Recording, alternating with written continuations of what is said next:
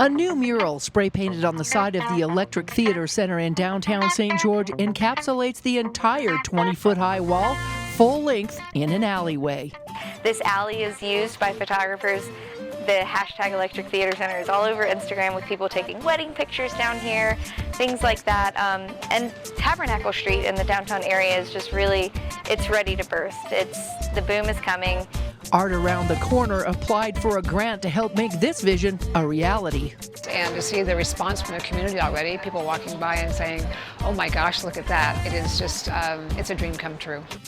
It's painted by 4 very talented graffiti-style artists from California who met last year while creating their first montage on the side of the St. George Art Museum. Now, we're painter buddies, or, we're looking forward to keep working together. The concept for this latest project came while talking in Zoom meetings. The painting transitions from the art of filmmaking, and it starts with Charlie Chaplin.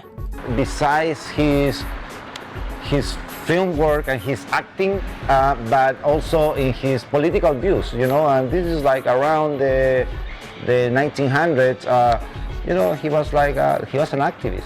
He was like,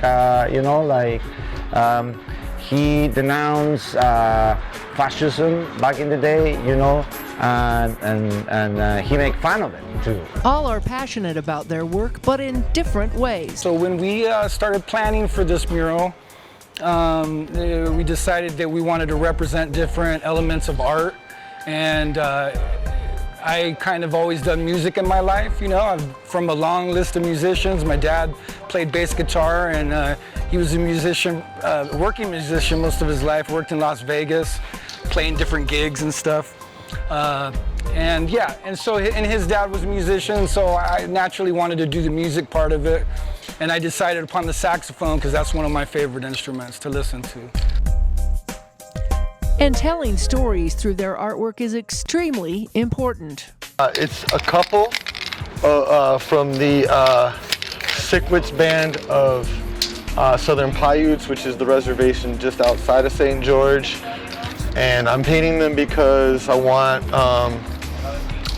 the Paiutes included in the conversations of art and culture in St. George and anywhere where they're the first people.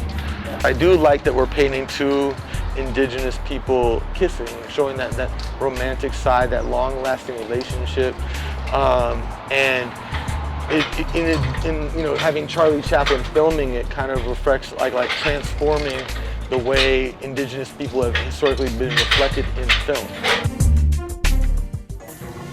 Using freestyle motions as his framework, Skill likes to create his images from his thoughts. But that's what's cool about art is that, you can invent things that don't exist. And a lot of times, that's what I do. I simply invent my own kind of flowers. If you see these here, those are just flowers that came out of my mind.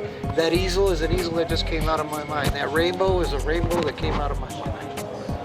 For a long time now, I feel very secure in who I am and why I do what I do, documentary or not. But it was just a good reminder that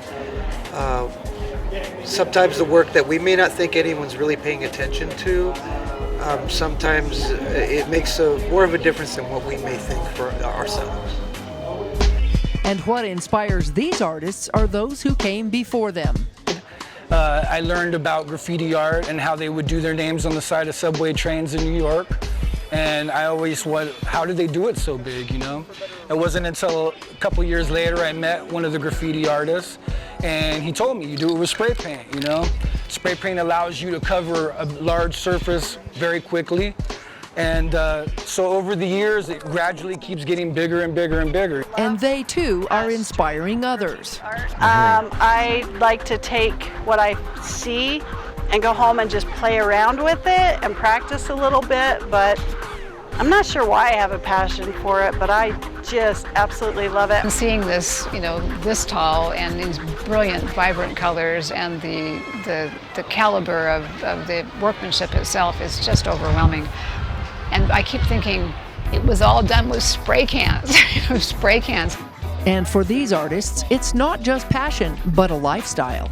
I want the community to see themselves in my work, you know, as much as I want to see myself in it, you know what I mean? Sometimes I really feel like that's even more important, is that you see yourself reflected in my paintings.